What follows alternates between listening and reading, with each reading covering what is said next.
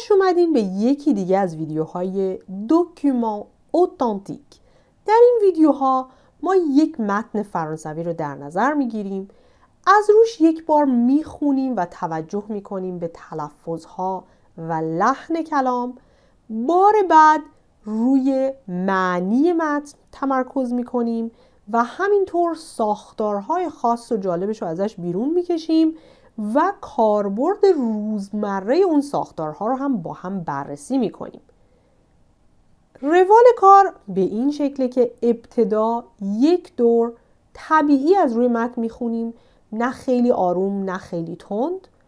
بار بعد یکم آرومتر از روی متن میخونیم و روی درک مطلب کار میکنیم و همونجا آنالیز میکنیم ساختارها رو و نکات جالبش رو هم یادآوری میکنیم و هم توضیح میدیم. ویدیوی امروز ما مربوط به مقاله‌ای هست با عنوان Pourquoi le français est-il si difficile à apprendre؟ چرا زبان فرانسه اینقدر یاد گرفتنش سخته؟ پس طبق روال ویدیوهای دوکیومان اوتانتیک ابتدا یک بار از روی متن کوتاه امروزمون با سرعت طبیعی میخونیم. دقت کنید در این بار اول که میخونم توجه خاص داشته باشید به تلفظها و لحن کلام. بعد از اون بار دیگه میخونیم و آرومتر. Des règles difficiles. Apprendre une langue n'est pas toujours facile, notamment avec le français et sa grammaire rigoureuse. Son orthographe est aussi assez original, avec par exemple le verbe appeler qui prend 2 P et un L, mais une fois conjugué, j'appelle prend toujours 2 P, mais cette fois 2 L.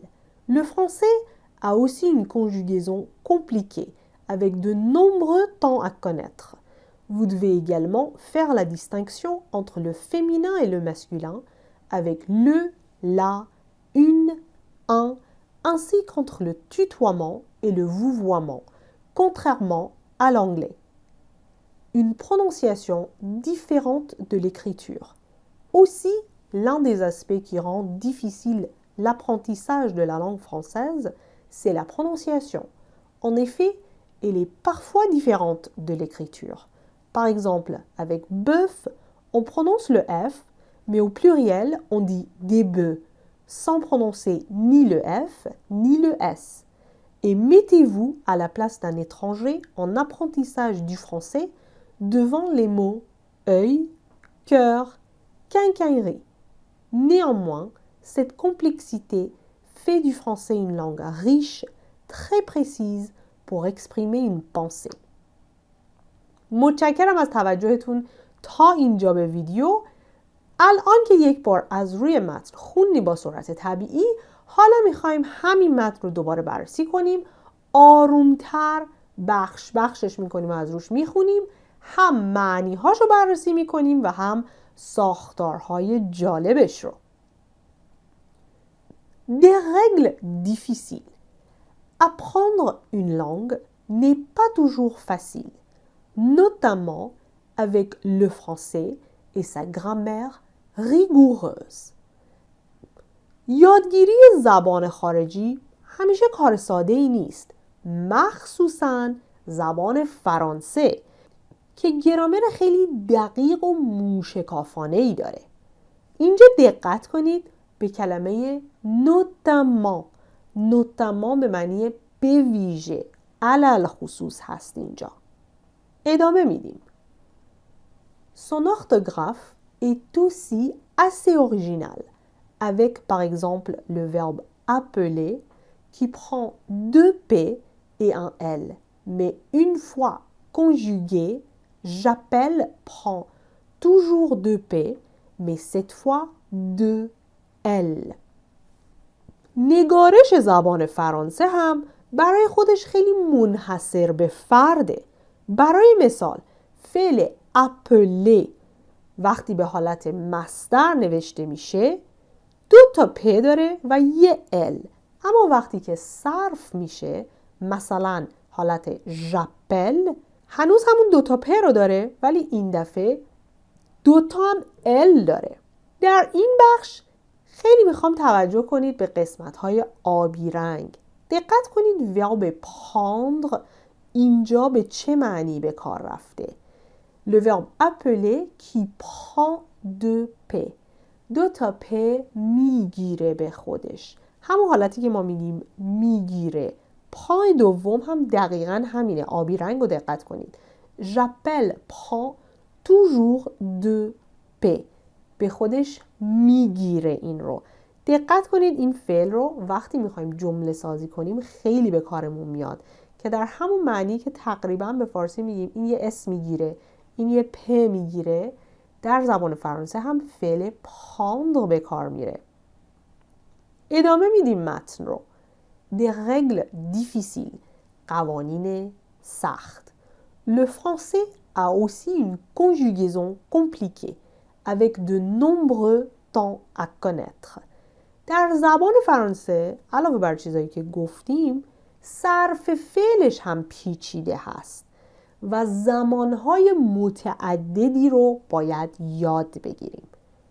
اینجا یه دقت میخوام بکنیم به اون او کمپلیکه که به آبی رنگ اومده. برای چی او اضافه گرفته؟ چون کمپلیکه برمیگرده به کنژوگیزون و کنژوگیزون یه لغت فمینان هست. پس دقت کنیم une conjugaison compliquée. کمپلیکه تطابق پیدا کرده با کنژوگیزون و یه او فمینان گرفته. نکته بعدی که میخوام اینجا دقت کنیم avec de nombreux temps à connaître. یعنی زمانهای زیادی هست در زبان فرانسه که باید بلد باشیم. باید بشناسیم. دقت که میکنید میبینید این à connaître رو دارم ترجمه میکنم باید بشناسیم. در واقع à connaître یعنی il est utile de connaître یا il est nécessaire یا il est recommandé. یه جورایی باید بشناسی.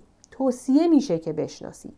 این حالت ا که میاد بعدش یه فعل به شکل مصدر یکی از معنیاش همینه.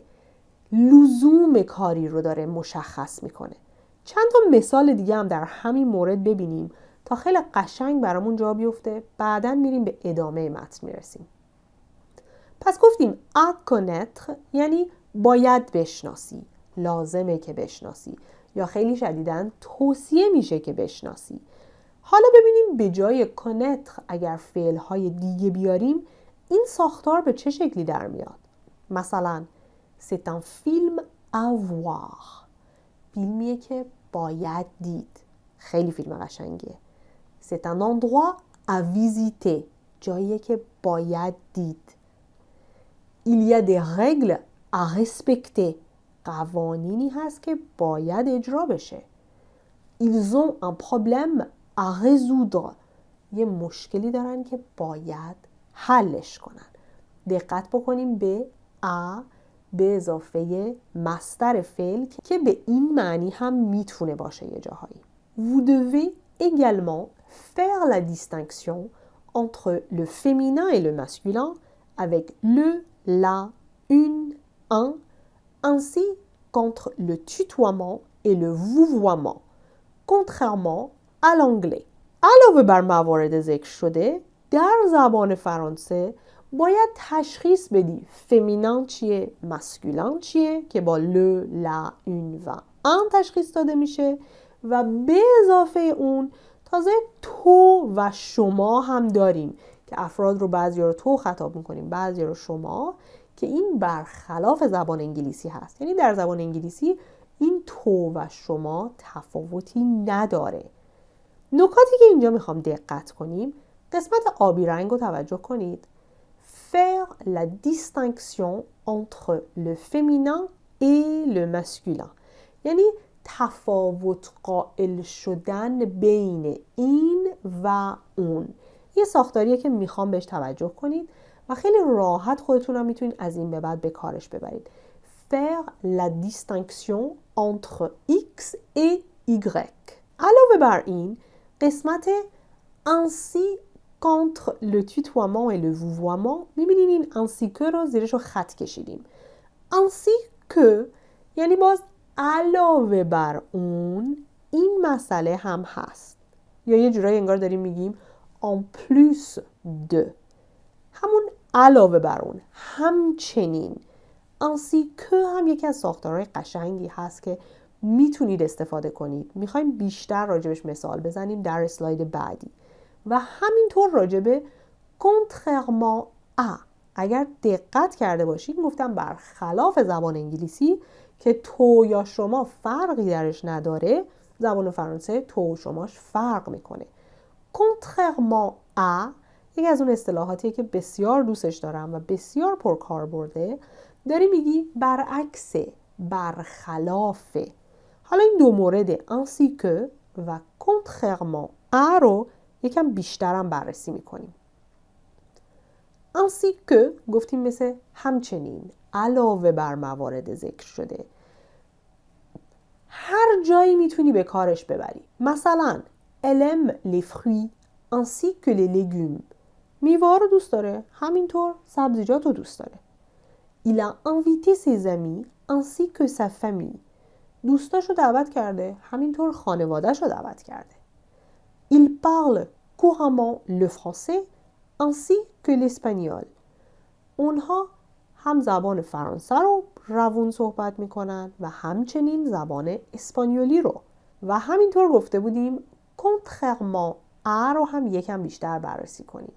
برای بیان تفاوت هاست. وقتی میخوایم بگیم یه چیزی برعکس اون یکی چیز که در هر موردی بازم میتونه به کار بره. دقت کنید مثالاشو. il est ponctuel contrairement à son frère. خیلی تو گفتگوهای عامیانه این contrairement à به کار میره. یعنی اون وقت شناس، سر وقت میرسه، برخلاف برادرش. یعنی برادرش اینطور نیست، ممکنه خیلی زودتر یا خیلی دیرتر بیاد. contrairement à ce que tu pensais il est resté. برعکس فکری که تو میکردی، برخلاف نظر تو، اون موند. دقت کنید. contrairement à ce que tu pensais، برعکس چیزی که تو فکر میکردی. خیلی کاربرد داره. یا contrairement à la semaine dernière il fait très beau cette semaine. برعکس هفته پیش این هفته هوا خیلی خوبه. و ادامه بدیم متنمونو. une prononciation différente de l'écriture. یکی دیگه از دلایل سخت بودن فرانسه همون تلفظشه که متفاوت هست با نوشتارش. یه جورایی احساس میکنیم با هم مچ نیست یه جاهایی.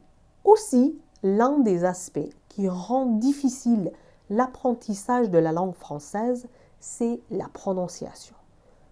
علاوه بر این، یکی از جنبه هایی که یادگیری زبان فرانسه رو سخت میکنه تلفظشه. اینجا دقت کنید به فعل rendre، سبز رنگ در سطر اول میبینید. un des aspects qui rend difficile یعنی سختش میکنه. اگر دقت کرده باشین اینجوری ترجمهش کردیم، یعنی تبدیلش میکنه به چیز سختی. یکی از کاربردهای بسیار مهم فعل rendre هست. اگر براتون جالب هست بیشتر راجع به فعل rendre بدونید، چون انواع معنی ها رو ممکنه بده، چه در زبان عامیانه چه رسمی، پیشنهاد میکنم حتما ویدیوی خاص فعل rendre رو ببینین که معنی های پرکاربردش رو تک تک توش بررسی کردیم. لینکش اون بالا گذاشتم براتون. En effet, elle est parfois différente de l'écriture. در واقع بعضی موقع ها با نوشتارش فرق میکنه. منظور تلفظش هست که بعضی موقع با نوشتارش فرق میکنه. Par exemple, avec bœuf, on prononce le F, mais au pluriel, on dit des bœufs, sans prononcer ni le F, ni le S. برای مثال، وقتی میخوایم بگیم bœuf، به این شکل تلفظ میکنیم. Fش رو هم میگیم، اما وقتی که همین کلمه جمع بشه میگیم des bœufs. نه Fش رو میگیم، نه S جمعش رو. دقت کنیم دو آبی رنگ. Elle est parfois différente de l'écriture.